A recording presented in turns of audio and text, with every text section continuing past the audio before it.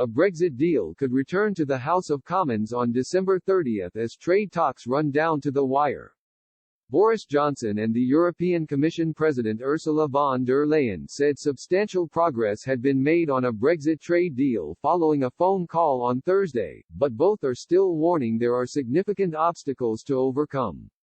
They include fishing rights, the level playing field to ensure neither side can unfairly compete with the other on environmental standards, workers' rights or state subsidies, and the legal mechanisms to govern any deal. BBC Newsnight political editor Nicholas Watt said Tory Brexiteers think a deal will return to the House of Commons on December 30. He said, there are two main sticking points. The first is the level playing field, and there has been a lot of discussion about the UK if it diverges in the future. Progress has been made on that, but Boris Johnson has some very, very serious concerns that the EU could get a competitive advantage over the UK by using its massive COVID recovery plan for a big injection of state aid in the future. The other big issue is fishing. There seems to be a deadlock on reducing the pace of EU access to UK waters.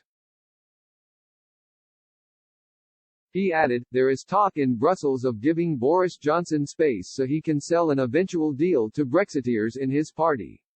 But there is some annoyance in the UK that the EU is overplaying the idea of a deal.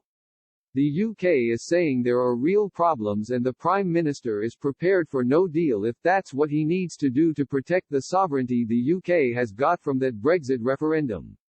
Talking to Tory Brexiteers, they do sense that a deal is in the air but not at any price.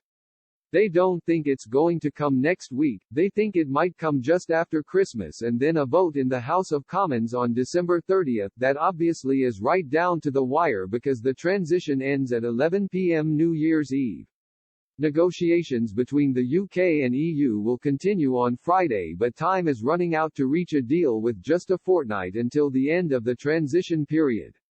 After the 7 p.m. call, which was not expected to be a breakthrough moment, Mrs. von der Leyen said, we welcome substantial progress and many issues, however, big differences remain to be bridged, in particular on fisheries.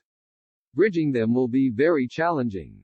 Negotiations will continue tomorrow. Mr. Johnson told the Commission President that it looked very likely a deal would not be agreed unless the EU position changed substantially, Number 10 said.